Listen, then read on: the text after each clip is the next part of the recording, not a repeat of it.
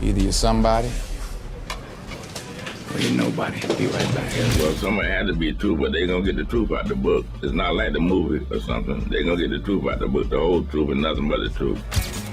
Bumpy Johnson takes him under his wing, supposedly shows him, how to be a real gangster. Frank Superfly Lucas is one of the most legendary African-American gangsters in history. And I mean legendary in every sense of the word. Almost every tale about Frank Lucas has some degree of controversy or outright dispute attached to it. Even American Gangster, the movie that claims to be based on his life, has been criticized as being 99% Hollywood and 1% reality. With that in mind, we're going to dive into all the different angles of his stories. But one thing is undeniable. He made millions selling his infamous blue magic heroin in Harlem during the late 60s and early 70s. So how did he manage to pull that off? Well, you're about to find out. Frank Lucas was born on September 9th, 1930 and grew up in Greensboro, North Carolina. His childhood was steeped in poverty and he witnessed a horrifying act of racial violence at the tender age of 6 when the KKK gunned down his 15-year-old cousin Obadiah for allegedly looking at a white woman inappropriately. And my cousin, he's 15 years old, and you know what wrecked his eyeball. After that traumatic incident, Lucas attended school only briefly, never learning to read or write. He drifted through a series of petty crimes until he eventually found work at a pipe company. It was there that he met the owner's daughter and started a brief courtship. This situation took a violent turn when Lucas got into a fight with her father at the factory. In a fit of rage, Lucas grabbed a pipe, knocked the man unconscious, stole $400 from the company, and set the place on fire. With no other options, he fled North Carolina. Struck his employer with a lead pipe, stole $400, set the establishment on fire, and fled to New York. By 1946, Lucas had heard tales throughout his life about Harlem, an area in Upper Manhattan known for its vibrant African-American community. It was rumored to be a place of opportunity and magic, so he made his way to New York City. Once in Harlem, Lucas quickly adapted to the hustle of urban life. He started by conning unsuspecting drunks in pool halls, robbing bars, and stealing from jewelry stores. This continued until he was 17 when he crossed paths with the infamous gangster Ellsworth Raymond Bumpy Johnson. Bumpy was a well-known crime boss in Harlem who, like Lucas, had fled the South to escape racial violence. His nickname came from a bump on the back of his head. Bumpy was deeply involved in the heroin trade for the New York mob until 1952, when he was convicted and sentenced to 15 years in prison, most of which he served in Alcatraz. Bumpy was eventually released but died of a heart attack in 1968 while dining at a restaurant. Frank Lucas often claimed that he was Bumpy Johnson's driver for 15 years, but this story doesn't quite add up since Bumpy was in prison for 10 of those years. Bumpy's wife also said that Frank's account was only partially true, which seems to be a recurring theme with Lucas's tales. Despite the inconsistencies, one thing is clear. Before his death, Bumpy had been a significant player in the heroin trade in Harlem. Lucas, having spent time learning from Bumpy and familiarizing himself with the Harlem underworld, was more than ready to take over when Bumpy passed away. Bumpy for them many years, 13 years, 9 months, and 8 days. And every dime I made, I credit him for it.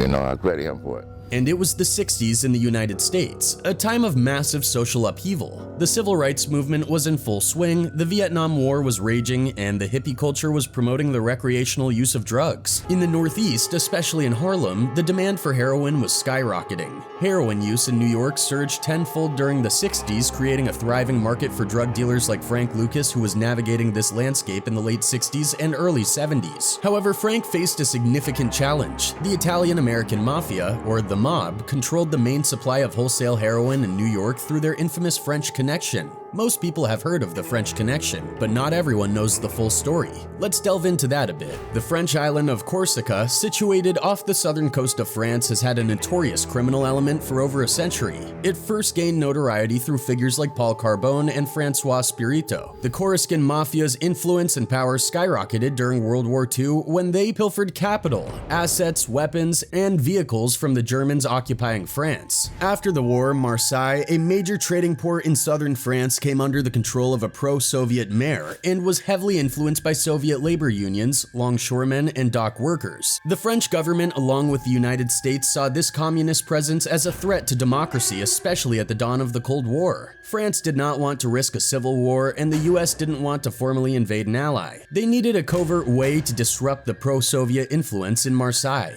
Thus, a partnership between the United States CIA and the Corsican Mafia was born. Initially in the 1950s, the deal was simple. simple. The mafia would be protected from prosecution for their actions in Marseille. But by the 60s, the Corsican mafia upped the ante. They forged a new deal allowing them to ship heroin to the United States for distribution, with the US CIA ensuring the shipment's safety until they reached American shores. This arrangement became known as the French Connection. You might be familiar with the Gene Hackman film The French Connection, which is often hailed as one of the greatest movies ever made. Although it's a work of fiction, the characters are based on real-life New York City narcotics detectives and Corsican mobsters. The raw opium for this operation primarily came from Turkey and was processed into heroin in Corsican labs. While heroin transportation from Corsica to the US existed before, the CIA's official sanction in the 60s significantly ramped up the operation, making it the primary source of heroin flooding into the United States, with the New York mob handling most of its distribution. So during this era, the American mob was the main importer of heroin from their French Connection. Meanwhile, there was Frank Matthews, another African-American gangster who, after being rebuffed by the mob, partnered with the Cuban mafia to source heroin and cocaine. Then you had Frank Lucas, stepping into Bumpy Johnson's shoes. Initially, Frank continued peddling heroin for the mob. However, he quickly realized that to achieve real success and maximize profits, he needed to eliminate the middleman, the mob, and secure his own independent supply of heroin. In other words, Frank Lucas knew that to truly dominate the heroin trade in Harlem, he had to go straight to the source. By doing this, he could undercut the competition, ensure a higher quality product, and most importantly, keep all the profits for himself. So Frank set out on a mission to find a way to import heroin directly, bypassing the mob and their French Connection entirely.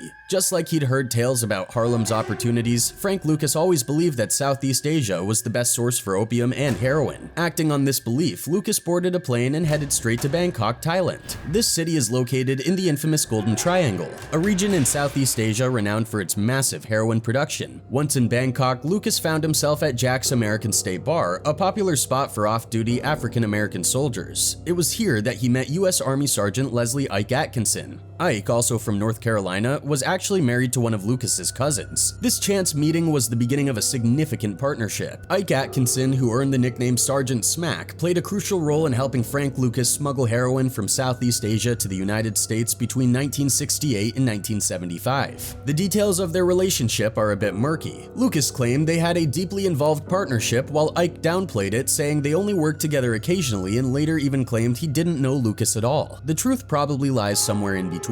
Anyway, according to the story, the two took a long trek through the jungle. After several days, they emerged to find vast poppy fields and heroin farms stretching as far as the eye could see. This site confirmed to Lucas that he could bypass the mafia as his middleman. Here's what they supposedly did next. Lucas had a carpenter named Leon, a lifelong friend of Ike's from North Carolina, flown to Bangkok. Leon's task was to construct 28 replicas of government-issued coffins, each with a false bottom capable of holding about 6 to 8 kilograms or 12 to 16 pounds of heroin. They planned to fill these coffins with heroin and use them to transport the drug back to the United States, hidden among the bodies of deceased American soldiers returning from Vietnam. This audacious plan was dubbed the Cadaver Connection by the DEA. Frank explained that they had to pack the heroin tightly so it wouldn't shift around during transport, and that they chose the coffins of heavier soldiers to avoid suspicion about the added weight. Lucas claimed that each kilo of heroin cleared him no less than $300,000, which meant over $2 million per coffin. Ike Atkinson, however, disputed this account. He said that Leon actually hollowed out teak furniture to smuggle the heroin, and that he only told Lucas they were using coffins as a ruse. A biographer of Lucas later suggested there was credible evidence that they did use coffins at least once. Regardless of the exact method, the heroin was flowing into Harlem. Lucas claimed that in total he imported more than $50 million worth of heroin and was making over $1 million a day selling it. Investigators who later examined his finances argued that these figures were grossly exaggerated, but the fact remains that Lucas was running a highly profitable and extensive drug operation. Unlike most high-end drug smugglers who preferred to stay behind the scenes and let others handle the street-level work, Frank Lucas was known for his hands-on approach. He would personally walk out onto 116th Street and sell his product himself. He was very particular about who worked for him, only trusting close friends and relatives from North Carolina. These country boys, as they were called, were responsible responsible for peddling Frank's heroin, famously known as Blue Magic. This product was renowned for its purity, at least 98% pure heroin straight from Thailand. Special prosecutor Sterling Johnson described Lucas's operation as one of the most outrageous international dope smuggling operations ever. He called Frank an innovator for creating his own supply chain outside the United States and selling the narcotics himself on the streets. By the late 60s and early 70s, life was good for Frank Lucas. He had a lot of the police on his payroll, connections with the mob, and almost the perfect setup. In an interview, Lucas famously said, quote, "I wanted to be rich, Donald Trump rich, and so help me God, I made it." While the exact totals of his wealth are disputed, it's undeniable that Frank was rich. He owned properties all over the country, including places in Detroit, LA, Miami, and a huge cattle ranch in North Carolina. He also owned property in Puerto Rico, where his wife was from, and he stashed extra cash in an offshore bank account in Grand Cayman. He spent extravagantly on mink and chinchilla coats, and mingled with celebrities like Howard Hughes in Harlem and Diana Ross and Muhammad Ali in Las Vegas. In Vegas, he was known for both partying and laundering money. Frank often said that his downfall began when he wore a $100,000 chinchilla coat to a Muhammad Ali fight.